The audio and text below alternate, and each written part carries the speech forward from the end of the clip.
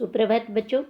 आज हम कक्षा 8 के सामाजिक विषय का भाग 3 सामाजिक एवं राजनीतिक जीवन का पाठ 7 हाशियाकरण की समझ का आगे का प्रकरण आदिवासी और विकास इसके बारे में पढ़ेंगे। तो देखो, इससे पहले हमने समझा था हाशियाकरण के बारे में कि हाशियाकरण क्या होता है, कि किसी भी समुदाय या किसी भी समूह का सामाजिक रूप से हाशिए पर होने का क्या मतलब है। जैसे एक पन्ने का हाशिया होता है, वैसे ही समाज में भी ऐसा ही होता है। और कुछ समूह जो कि मुख्य धारा से अलग होते हैं, उन्हें अलग कर दिया जाता है या फिर उन्हें हाशिए पर ढकेल दिया जाता है।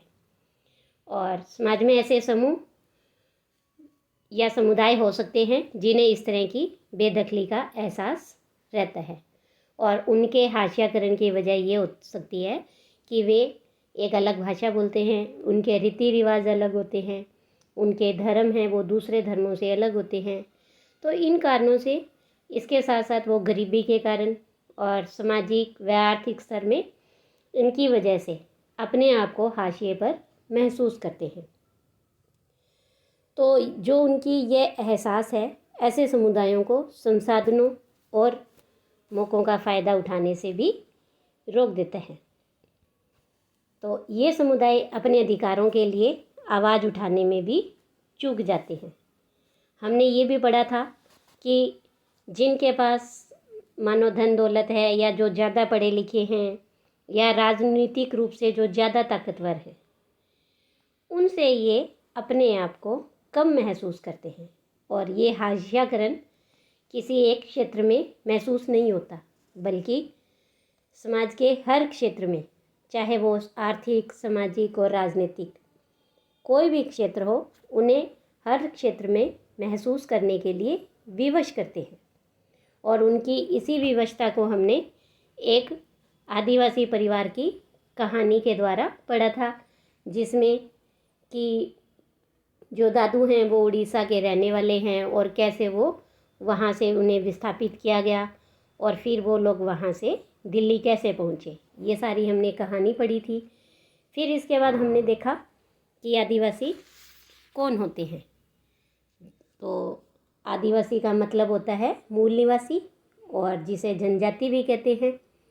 भारत में ऐसे 500 से ज़्यादा आदिवासी समूह रहते हैं और ये भारत के पूर्वी इलाके में, दक्षिण पूर्वी इलाके में, मध्य भारत में, पश्चिम में, उत्तर पश्चिम में, इस तरह से इनकी इन राज्यों में काफ़ी संख्या होती है। फिर हमने इनके धर्म के बारे में पढ़ा कि आदिवासियों के बहुत सारे जनजातीय धर्म भी होते हैं।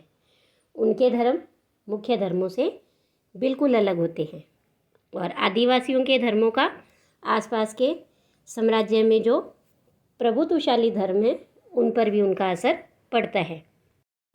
फिर हमने उनकी भाषाएं देखी कि जो उनकी भाषाएं हैं वो अन्य भाषाओं से बिल्कुल अलग होती हैं। और इनकी भाषाओं ने भारतीय भाषाओं को गहरे तौर पर प्रभावित भी किया है। और इनकी ज़्यादातर जो मुख्य भाषा है वो संथाली है। संथाली बोलने वालों की संख्या है वो सबसे ज़्यादा है। फिर हमने देखा कि आदिवासी का नाम आते ही हमारे दिमाग में एक उनकी अलग ही छवि हमें दिखाई देती है। चाहे वो स्कूल के उत्सव हों, कोई सरकारी कार्यक्रम हैं, किताबें हैं या फिल्मों में हैं, उन्हें हमेशा रंग बिरंगे कपड़े पहने हुए, सिर पर मुकुट लगाए हुए और हमेशा नाचते गाते दिखाई देते हैं। लेकिन उनकी जो ज़िंदगी की और सच्चाइयाँ हैं, उनके बारे में हम बहुत कम जानते हैं और इसीलिए बहुत सारे लोग इस गलतफहमी का शिकार हो जाते हैं। तो आज हम पढ़ेंगे आदिवासियों का विकास, कि अगर आदिवासियों का विकास क्यों नहीं हुआ। तो आदिवासी और विकास, देखो जैसे हमने अभी पढ़ा कि जंगल है उनका निवास स्थान होता है। आदिवासी लोग हैं वो जंगल में रहते हैं और जंगल हमारे लिए बहुउपयोगी होते हैं, हमारे बहुत काम आते हैं। हमने इतिहास की अपनी पाठ्य पुस्तक में भी पढ़ा है कि भारत में जितने भी साम्राज्य और सभ्यताओं के विकास में जंगलों का बहुत गहरा महत्व रहा है। लोहे, तांबे, सोने व चांदी के अयस्क, कोयले और हीरे, कीमती इमारती लकड़ियाँ, जड़ी बूटियाँ, पशु उत्पाद जैसे मोम, लाख, शहद और स्वयं खुद जानवर जैसे कि हाथी, जो कि शाही सेनाओं का मुख्य आधार रहा था, ये सभी उन्हें जंगलों से ही मिलते हैं।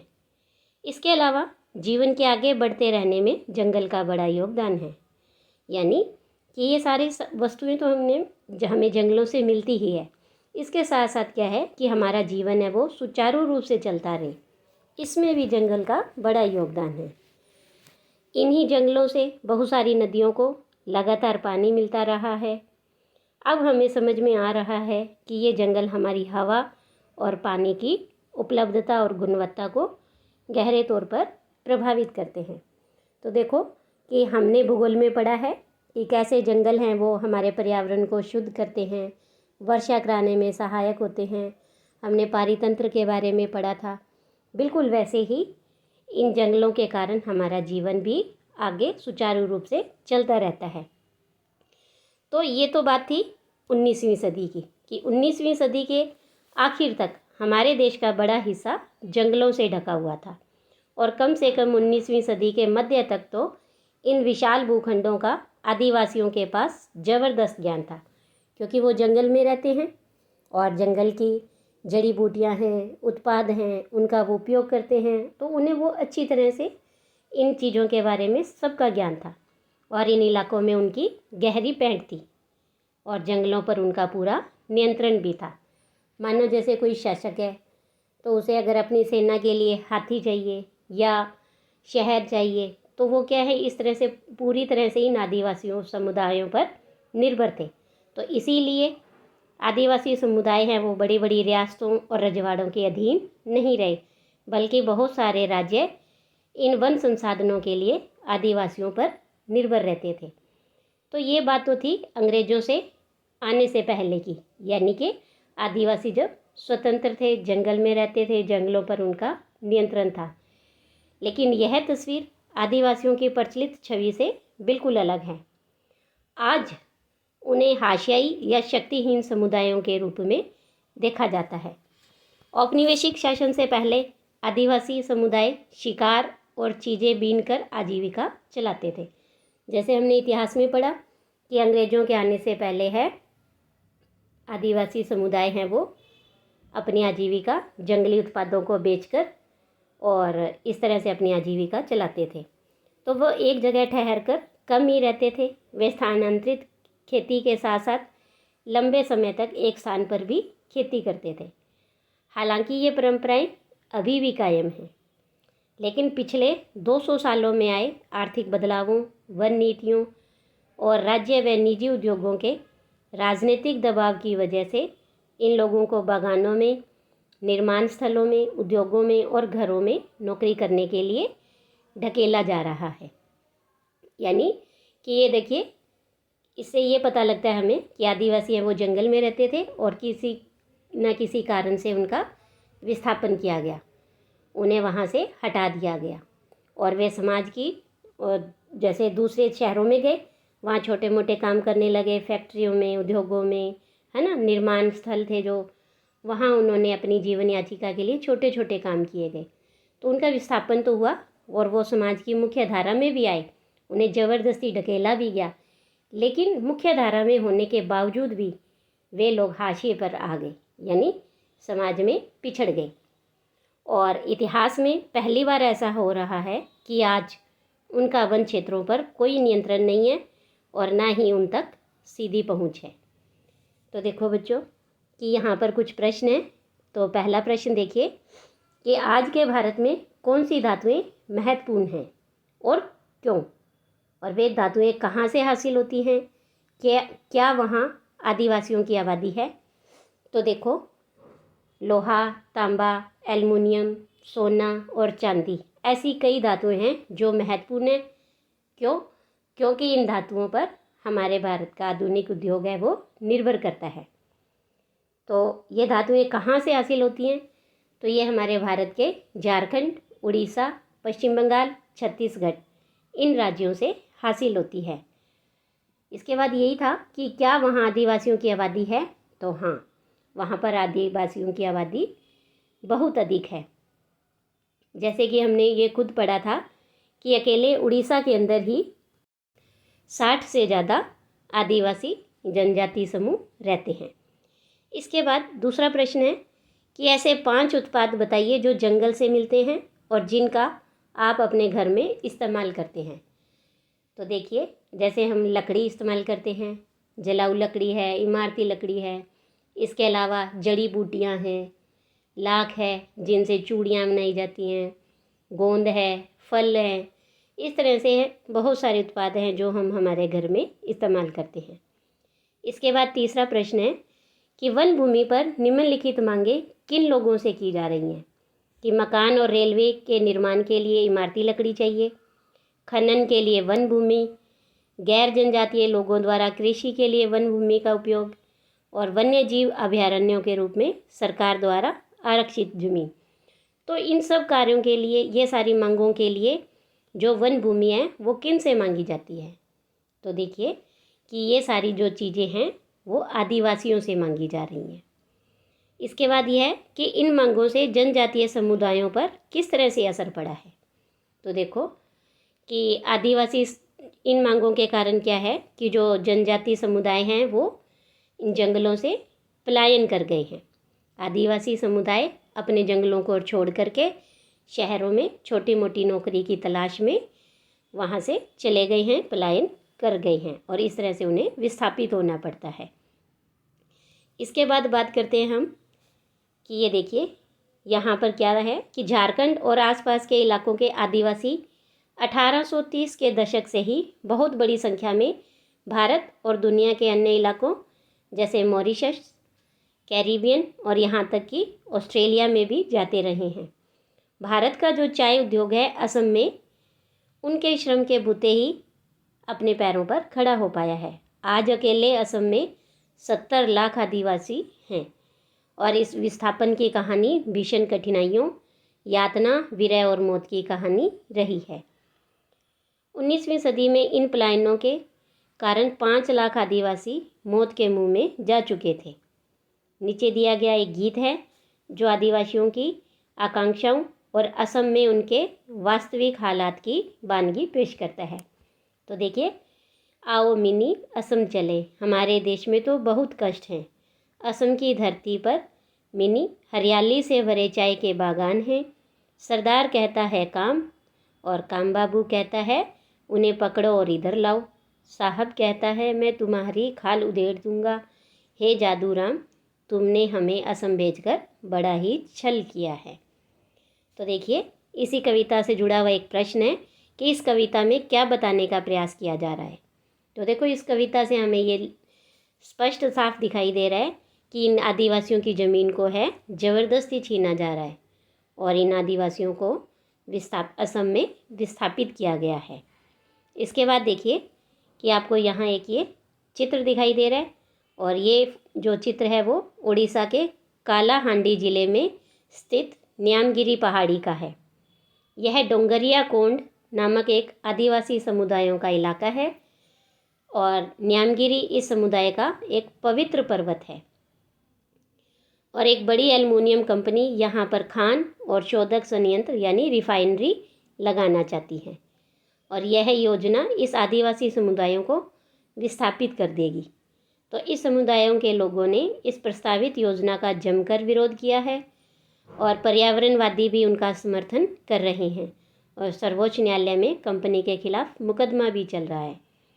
तो आगे देखिए, इमारती लकड़ी और खेती व उद्योगों के लिए विशाल वन भूमियों को साफ किया जा चुका है। आदिवासियों के इलाके में खनिज पदार्थों और अन्य प्राकृतिक संसाधनों की भी भरमार रही है और इसीलिए इन ज़मीनों को खनन और विशाल औद्योगिक परियोजनाओं के लिए बार बार इनसे छीना जाता है। तो जनजातीय भूमि पर कब्जा करने के लिए ताकतवर गुटों ने हमेशा मिलकर काम किया है और काफ़ी बार उनकी ज़मीन जबरन छीनी गई है और निर्धारित प्रक्रियाओं का पालन बहुत ही कम किया गया है। तो देखो बच्चों, जैसे कि हमारे भारतीय संविधान में कुछ नियम लिखे गए हैं।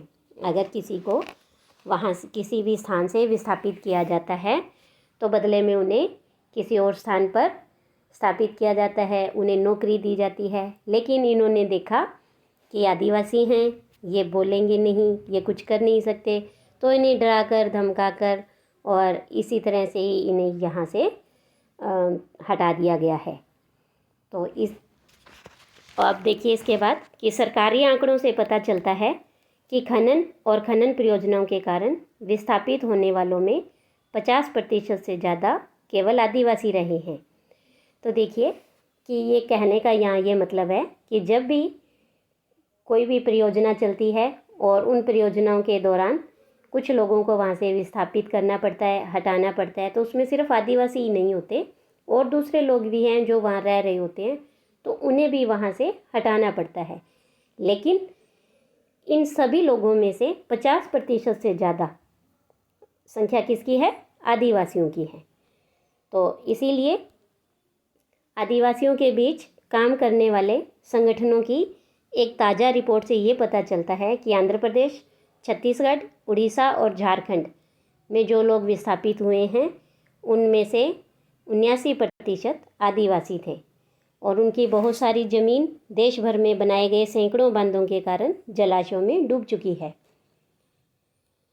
पूर्वोत्तर भारत में उनकी ज़मीन लंबे समय से सशस्त्र बलों और उनके बीच चलने वाले टकरावों से बिंदी हुई है। इसके अलावा भारत में 104 राष्ट्रीय पार्क हैं और 543 वन्य जीव अभयारण्य हैं और ये ऐसे इलाके हैं जहां मूल रूप से आदिवासी रहा करते थे। अब उन्हें वहां से उजाड़ दिया गया है। अगर वे इन जंगलों में रहने की कोशिश करते हैं तो उन्हें घुसपैठिया कहा जाता है। यानी कि ऐसे यहाँ पर कुछ कारण बताए हैं कि जिनकी वजह से इन आदिवासियों को विस्थापित किया जाता है, जैसे कि खनन है, राष्ट्रीय पार्क है, बांध है, वन्य जीव अभयारण्य है। इस तरह से बहुत से कारण होते हैं कि जिनसे इनको वहाँ रहने वाले लोगों को वहाँ से हटाना पड़ता है। इसके बाद यहाँ देखिए कि आदिवासी लगभग 10,000 तरह के पौधों का इस्तेमाल करते हैं। उनमें से लगभग 8,000 प्रजातियाँ दवाइयों के तौर पर, 325 प्रजातियाँ कीटनाशकों के तौर पर, 425 प्रजातियाँ गोंद, रेजिन और डाई के तौर पर और 550 प्रजातियाँ रेशों के लिए इस्तेमाल की जाती हैं और इनमें से 3500 प्रजातियाँ भोजन के रूप में भी इस्तेमाल होती हैं। अब ये देखिए कि अगर आदिवासी ही नहीं होंगे या इन आदिवासियों को यहाँ से विस्थापित कर दिया जाएगा और ये जो समुदाय हैं वो इस वन भूमि पर अपने अधिकार खो देंगे, तो यह सारी ज्ञान संपदा है वो भी ख़त्म हो जाएगी। यानी किसी को भी इस प्रकार के ज्ञान का महत्व ही नहीं पता लगेगा। इसके बाद देखो कि अपनी ज़मीन और जंगलों से बिछड़ने पर ये आदिवासी समुदाय आजीविका और भोजन के अपने अन्य स्रोतों से वंचित हो जाते हैं। इसके साथ साथ वे अपने परंपरागत निवास स्थानों के छीनते जाने की वजह से बहुत सारे आदिवासी काम की तलाश में शहरों की ओर चले जाते हैं। वहाँ उन्हें छोटे मोटे उद्योग धंधे हैं, इमारतें या निर्माण स्थलों पर नौकरियां करनी पड़ती हैं, जिसके कारण क्या है वे गरीबी और लाचारी के जाल में फंसते चले जाते हैं।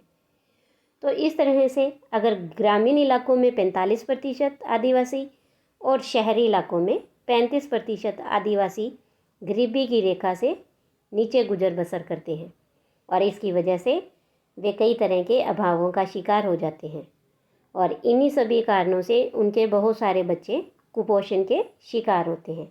यानी कि गरीबी के कारण ही वो अच्छा खाना पीना नहीं कर सकते हैं, उनका स्वास्थ्य है वो स्वस्थ नहीं रहता है। तो इन सब के कारण आदिवासियों के बीच साक्षरता भी बहुत कम होती है। तो देखिए यहाँ भी एक प्रश्न है कि आपकी राय में यह बात महत्वपूर्ण क्यों है कि आदिवासियों को भी उनके जंगलों और वन भूमि के इस्तेमाल से संबंधित फैसले में अपनी बात कहने का मौका मिलना चाहिए। तो देखो कि आदिवासियों को भी अपनी बात कहने का मौका इसलिए मिलना चाहिए क्योंकि इस बात से आदिवासियों का जीवन और उनका अस्तित्व दोनों ही जुड़े हुए हैं।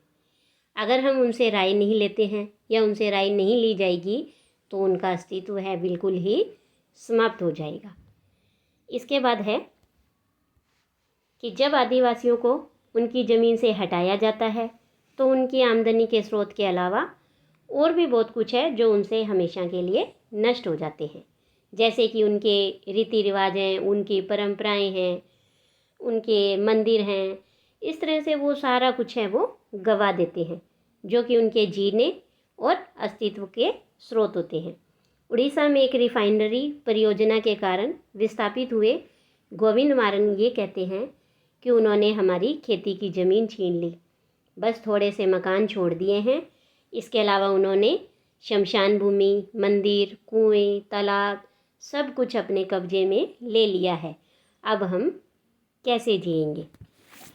जैसा कि हम ये पढ़ चुके हैं कि आदिवासी जीवन के आर्थिक और सामाजिक आयाम एक दूसरे से जुड़े हुए हैं।